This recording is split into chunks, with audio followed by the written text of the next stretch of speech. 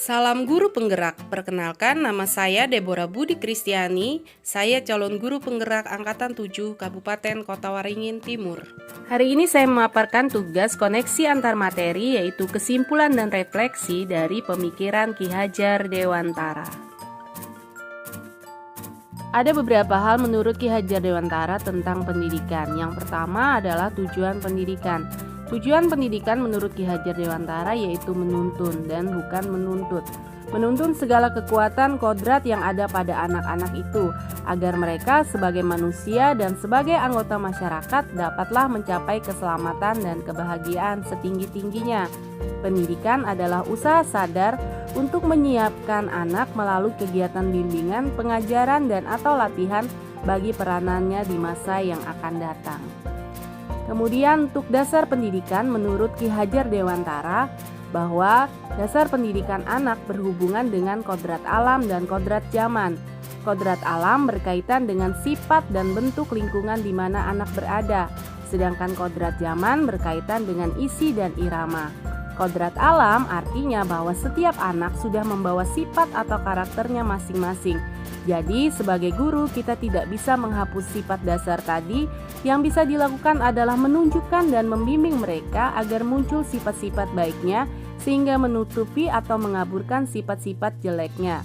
Sedangkan kodrat zaman bisa diartikan bahwa kita sebagai guru harus membekali keterampilan kepada siswa sesuai zamannya agar mereka bisa hidup, berkarya, dan menyesuaikan diri. Dalam konteks pembelajaran sekarang, yang kita harus bekali kepada siswa yaitu kecakapan abad 21.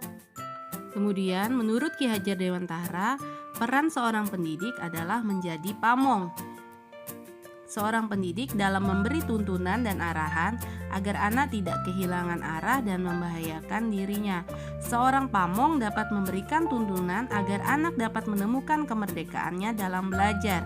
Menuntun artinya kita mengarahkan, memberi akses sebebasnya untuk mereka mengeksplor diri mereka, dan kita harus bisa memberikan kebebasan kepada anak untuk mengembangkan ide, berpikir kreatif, mengembangkan bakat dan minat mereka. Tapi kebebasan itu bukan berarti kebebasan mutlak. Perlu tuntunan dan arahan dari guru supaya anak tidak kehilangan arah dan membahayakan dirinya. Selanjutnya, yang terkenal dari seorang Ki Hajar Dewantara adalah trilogi pendidikan. Yang pertama adalah Ing Ngarso Sung Tulodo, artinya seorang guru harus bisa memberikan teladan. Yang kedua adalah Ing Madyo Mangunkarso, seorang guru harus membangun semangat bagi murid-muridnya. Dan yang ketiga adalah Tutpuri Handayani, seorang guru harus memberikan dorongan dan motivasi agar seorang murid bisa menjadi pribadi yang terampil, berakhlak mulia dan bijaksana, sehingga mereka akan mencapai kebahagiaan dan keselamatan setinggi-tingginya. Sebelum mempelajari modul 1.1 ini, pembelajaran yang saya lakukan yang pertama adalah teacher center, artinya bahwa pembelajaran berpusat kepada guru. Guru memegang kendali penuh selama pembelajaran, sekaligus pemberi informasi utama. Sedangkan murid hanya bisa mendengarkan selama berjam-jam. Artinya, yang lebih dominan di dalam kelas adalah seorang guru. Kemudian yang kedua, fokus pada ketuntasan materi. Artinya ketika saya melakukan pembelajaran, saya fokus bahwa materi yang saya sampaikan harus tuntas dan selesai tanpa memikirkan tingkat pemahaman dari murid tersebut dan tanpa memikirkan apakah tujuan dari pembelajaran itu sudah tercapai. Dan yang selanjutnya, saya tidak melakukan kegiatan refleksi untuk mengukur pemahaman siswa terhadap materi yang sudah dipaparkan dan untuk mengetahui bagaimana respon siswa terhadap pembelajaran yang telah dilakukan. Setelah mempelajari modul 1.1 ini, ada perubahan dari cara pembelajaran yang saya lakukan. Yang pertama adalah student center, pembelajaran yang berpusat kepada murid.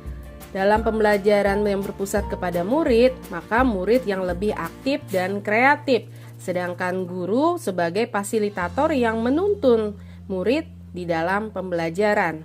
Yang kedua adalah fokus pada tercapainya tujuan pembelajaran. Jadi, di dalam pembelajaran ini menerapkan beberapa model pembelajaran yang menyenangkan sehingga tujuan pembelajaran yang dilakukan pada saat itu bisa tercapai dan semua siswa dapat memahaminya. Dan yang ketiga adalah melakukan kegiatan refleksi. Tujuan dari kegiatan refleksi ini untuk mengetahui tingkat pemahaman murid dan respon murid terhadap pembelajaran yang telah dilakukan. Dan ini sangat bermanfaat sekali untuk membantu guru melakukan perencanaan dan perbaikan terhadap pembelajaran selanjutnya. Ini beberapa kegiatan yang kami lakukan dalam pembelajaran yang berpusat pada murid. Murid diberikan kesempatan untuk berdiskusi, kemudian murid diberikan kesempatan untuk presentasi sehingga mereka bisa mengemukakan ide.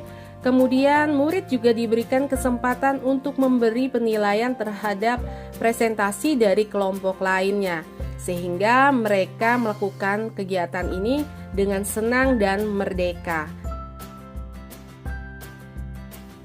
Agar tujuan pembelajaran bisa tercapai dengan baik, salah satu caranya yaitu menciptakan metode pembelajaran yang menyenangkan. Salah satunya yang saya lakukan adalah mengajak murid untuk belajar di alam yang berada di lingkungan sekitar sekolah, sehingga murid dapat berdiskusi dengan temannya sambil menikmati suasana alam.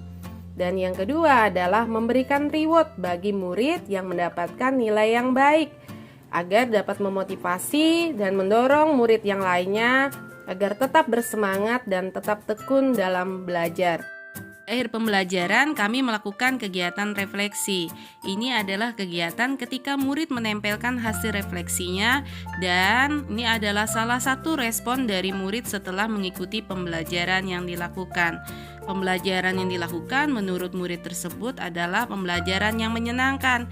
Artinya bahwa tujuan pendidikan dari Ki Hajar Dewantara agar murid dapat mencapai keselamatan dan kebahagiaan setinggi-tingginya sudah tercapai dengan baik.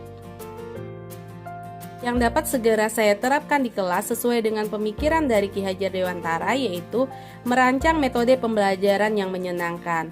Dan yang pastinya bahwa metode pembelajaran ini adalah pembelajaran yang berpusat kepada murid.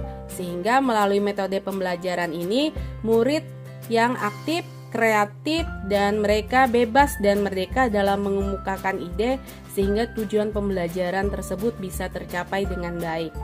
Dan yang kedua, menerapkan pembelajaran berbasis kearifan lokal dan budaya setempat, sehingga murid bisa mengenal dan memahami kearifan lokal dan budaya setempat yang berada di lingkungan sekolah.